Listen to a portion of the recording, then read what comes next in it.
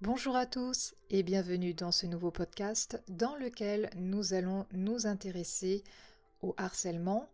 Alors cette fois-ci, je ne vous parlerai pas du harcèlement scolaire puisque pour ce thème, vous trouverez un autre podcast qui a été enregistré à cette occasion et qui s'appelle Harcèlement scolaire, les signaux d'alerte. Aujourd'hui, je vais vous parler du harcèlement qui tourne autour de l'obsession de l'autre, des prises de contact indésirables et continuelles qui très rapidement font craindre pour la sécurité personnelle de la personne qui est harcelée. Tourmente émotionnelle, hypervigilance, peur, ce sont autant de ressentis désagréables pour les femmes mais aussi pour les hommes qui en sont victimes. Que se passe-t-il dans la tête du harceleur? Que faut-il faire et ne pas faire en cas de harcèlement? C'est ce que nous allons aborder dans ce podcast.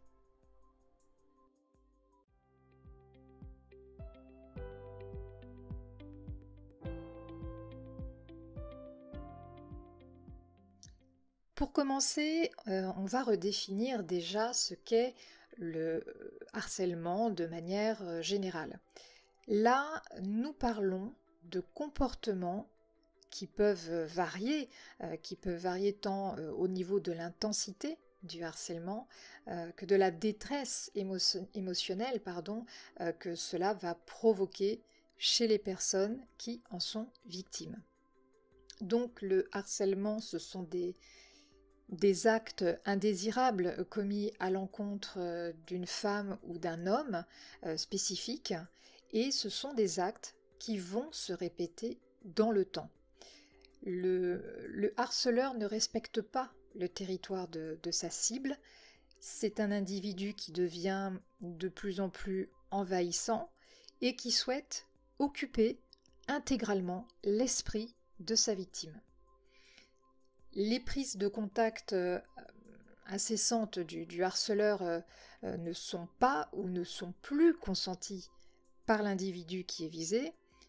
C'est un harcèlement qui peut se faire par le biais de courriers écrits à la main, par mail, téléphone, SMS, via les messageries instantanées, sur les réseaux sociaux, mais aussi par l'envoi de colis, ou, et là dans une forme encore plus grave, en s'acharnant directement en face à face, c'est-à-dire donc en réel. Alors le harceleur peut se montrer tantôt très élogieux vis-à-vis de sa victime, il peut se montrer très passionné, il peut se montrer faussement romantique, mais il peut aussi être menaçant au niveau verbal, au niveau de ce qu'il écrit, ou même être violent dans ses réactions. Ce qu'il faut aussi comprendre, c'est qu'un harcèlement peut, dans certains cas, mal se terminer. C'est-à-dire que le harcèlement peut conduire à un abus sexuel ou même à un crime si ce dernier n'est pas pris en considération par les personnes qui entourent la victime. Ensuite, il y a beaucoup de gens, y compris les victimes qui sont traquées par un harceleur, qui peuvent avoir du mal à déterminer les signes qu'il faut différencier entre quelqu'un qui agit de manière un peu lourde, on va dire, un peu agaçante. Vous savez, le genre d'individu qui va contacter une fois de temps en temps. Il faut le différencier de l'individu qui écrit, qui appelle ou qui sonne à la porte de la victime plusieurs fois par jour, par exemple. Là, le côté obsessionnel est revendiqué à travers des prises de contact rapprochées et qui vont éventuellement s'étaler sur une période plus ou moins longue. Il n'est pas rare aussi que le harceleur cherche à se mettre en contact avec la famille de la victime, ses amis ou même ses collègues, tout en surveillant ses faits et gestes et en la suivant dans ses déplacements du quotidien. Donc ce genre d'acte montre que la femme ou que l'homme qui subit tout ça est réellement traqué, c'est quelqu'un qui est observé, qui est pourchassé de manière totalement abusive. Alors aussi, on remarque généralement que nous avons 3 catégories principales de harceleurs qui existent. Dans la première catégorie, on a le harceleur issu de la vie intime, c'est-à-dire que ça peut être un ex-concubin ou une ex-concubine qui n'arrive pas à faire le deuil de la séparation et qui voit tout ça comme une forme de rejet. Et du coup, le harceleur va vouloir par tous les moyens possibles reconquérir l'ex-partenaire, mais ce qu'il veut par-dessus tout, c'est être omniprésent, en fait, dans l'esprit et dans la vie de sa victime. Deuxième catégorie, nous avons le harceleur issu des connaissances, donc ça peut être un collègue, quelqu'un qui a été que l'on a rencontré lors d'un repas entre amis par exemple.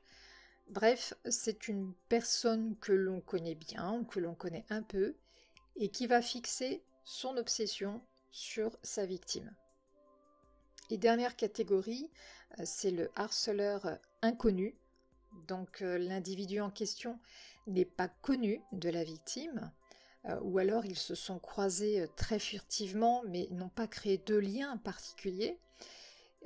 Ce type de harceleur peut éventuellement, parfois, souffrir d'érotomanie, mais très souvent, en revanche, il s'agit d'un prédateur.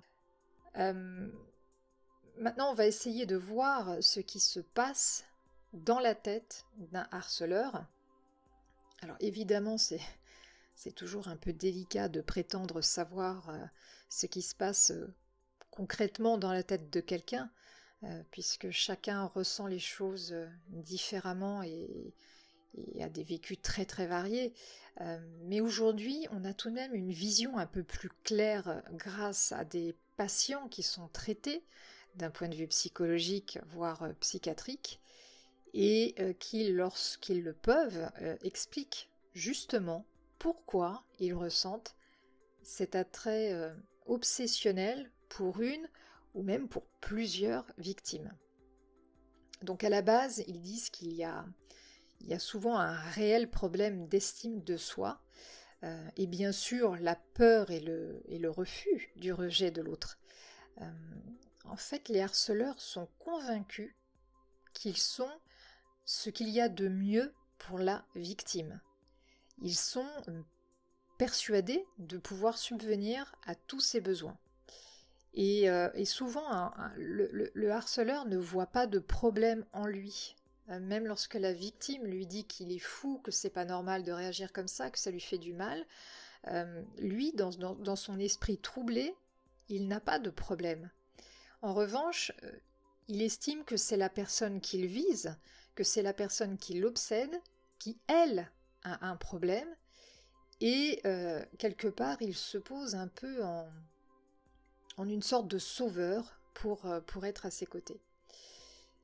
Évidemment, la question qui peut se poser, c'est est-ce qu'un harceleur est un fou ? Alors, suivant les actes commis, évidemment, on peut y voir un réel dysfonctionnement psychologique qui peut se baser sur un problème mental, comme par exemple la bipolarité ou encore la schizophrénie, ou aussi, j'en parlais tout à l'heure, de l'érotomanie, donc l'érotomanie qui consiste à être obsédé par quelqu'un et d'être totalement convaincu que l'homme ou la femme visée éprouve le même sentiment alors que ce n'est pas le cas. Toutefois, ce qu'il faut garder à l'esprit, c'est que tous les harceleurs ne souffrent pas forcément d'une maladie mentale. Ils peuvent avoir d'autres comorbidités, notamment des dépendances à certaines choses. Et puis, ce qu'il faut savoir, c'est que un harceleur n'a pas toujours qu'une seule victime. Il peut en avoir plusieurs, mais quasiment jamais en même temps. Ça, on l'a très très peu vu. C'est une victime après l'autre, mais pas en même temps.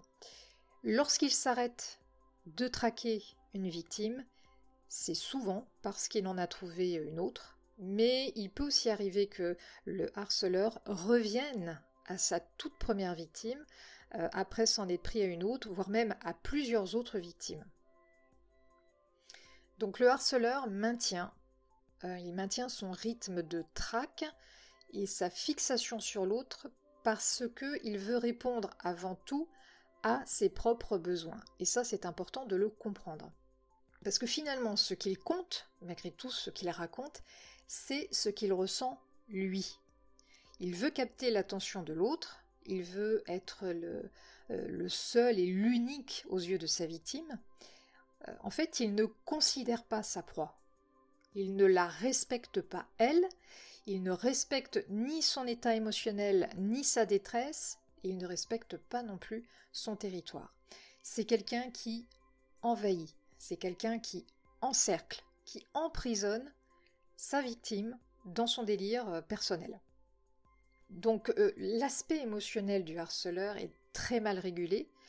C'est quelqu'un qui peut passer par des périodes de désarroi, puis de colère, et en fonction de ce qu'il ressent, eh bien son comportement va s'adapter, mais il s'adapte malheureusement de manière très défaillante. Et la moindre réponse de la victime, si la victime lui répond même quelque chose de très anodin ou qu'elle lui demande d'arrêter, qu'elle se montre très claire, eh bien pour lui, pour le harceleur ou la harceleuse, parce que ce n'est pas que masculin, eh bien l'individu va considérer cette réponse, quelle qu'elle soit, comme une preuve d'amour. En tout cas, comme un intérêt que sa victime va lui porter, alors que ce n'est pas du tout le cas. D'ailleurs, réagir ou ne pas réagir, eh bien, ça s'avère être un piège pour les victimes de harcèlement. Alors finalement, qu'est-ce qu'il faut faire? Et qu'est-ce qu'il ne faut pas faire avec une personne qui harcèle? Je dirais que la première chose à faire, si la personne qui subit des contacts indésirables de quelqu'un d'autre, et que surtout elle commence à être atteinte par tout ça, c'est-à-dire que la victime est atteinte d'un point de vue émotionnel, c'est-à-dire qu'elle est anxieuse par rapport à cette situation. Ça la perturbe de jour comme de nuit, qu'elle est terrifiée à l'idée de sortir de chez elle, ou alors elle est totalement pétrifiée quand le téléphone sonne ou lorsque se déclenche une notification. Et bien là, on sait que le harcèlement a fait son travail de sape. Il est vraiment impératif que la victime le reconnaisse et commence immédiatement à prendre ses précautions. Alors comment? Déjà, il va falloir absolument tout retrouver au niveau des communications, des colis qui ont été envoyés, ou même tout autre élément qui va démontrer le côté persécutif avec la répétition des actes. Pourquoi faire tout ça? Eh bien, parce que ça va faire office de preuves. Des preuves qui vont servir en cas de dépôt de plainte. Il peut être aussi utile de tenir une sorte de journal dans lequel va être répertoriés tous les appels, les mails, les SMS, les allées et venues du harceleur, que ce soit devant l'habitation de la victime ou sur son lieu de travail. Bref, tout ce qui concerne les actions commises contre elle, avec les dates, les heures, etc. Si le harceleur a une proximité invasive avec la victime, c'est-à-dire qu'il vient la harceler jusque chez elle, qu'il va la suivre, qu'il va aller partout où elle se trouve, qu'il se montre de plus en plus menaçant et intrusif, et bien là, le bon sens, je dirais, va préconiser d'appeler la police ou d'aller déposer une plainte même si je sais que certaines victimes ont raconté ne pas s'être toujours senties soutenues, il faut de toute façon commencer par là. Si on le peut, au niveau des précautions, il peut être utile aussi d'installer un système d'alarme, et dans les cas les plus graves, et bien que ce soit effectivement profondément injuste, il arrive dans certains cas que la seule solution, ce soit de déménager, voire même de quitter la région. Mais le plus important à garder à l'esprit, c'est de réellement couper toute communication avec le harceleur. Surtout si vous avez préparé votre dossier, vous êtes allé déposer plainte, que ce soit avant ou après, peu importe, il faut tout arrêter. Il faut le bloquer sur les réseaux sociaux. Si jamais la victime a eu une relation, quelle qu'elle soit, avec le harceleur, il faut le bloquer au niveau des messageries, mais il faut également le bloquer sur le téléphone. Parce que, je le répète, la moindre réponse est pour lui un signal qu'il va prendre pour de l'affection, en tout cas de l'intérêt. Et du coup, ça va accentuer son délire, ça va alimenter ce délire, et le risque, c'est qu'il passe à une étape supérieure. Il est donc vraiment impératif pour la victime de se faire aider, de se faire accompagner et d'être entourée et encadrée. Donc, quand je parle d'aide, je parle d'une aide familiale, d'une aide amicale, mais aussi d'une aide psychologique pour l'aider à traverser, parce que c'est vraiment une épreuve très éprouvante sur le plan émotionnel. Donc la victime devra être soutenue à chaque étape, notamment s'il y a un dépôt de plainte, c'est-à-dire que ça peut être une bonne chose de l'accompagner et d'être à ses côtés durant ce moment qui est très important. Si elle est suivie par un professionnel, la victime devra demander un papier du psychologue ou du médecin qui la suit, papier sur lequel va être expliqué le traumatisme subi à cause du harcèlement. Et il est absolument indispensable que la victime parle de ce qui lui arrive. Elle doit en parler autour d'elle. Surtout, elle ne doit pas vivre ça dans le secret et dans la solitude.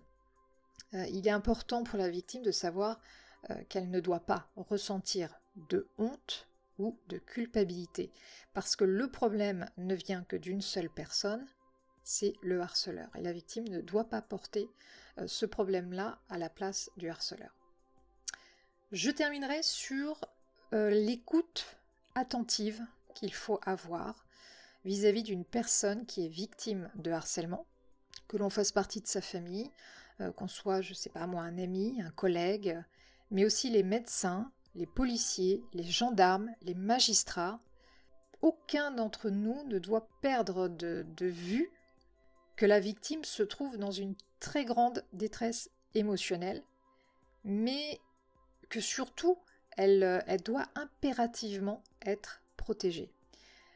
Il ne faut pas oublier que ce genre d'histoire peut très mal se terminer si on ne prête pas une oreille attentive à ce qui est raconté, à ce qui est démontré, mais ça peut aussi mal se terminer si les précautions ne sont pas prises et si l'assistance qui est attendue n'est pas obtenue. C'est vraiment, j'insiste, un sujet qui doit être pris au sérieux et nous devons tous intervenir, évidemment chacun à notre niveau, pour aider la victime à se sortir de cette spirale infernale.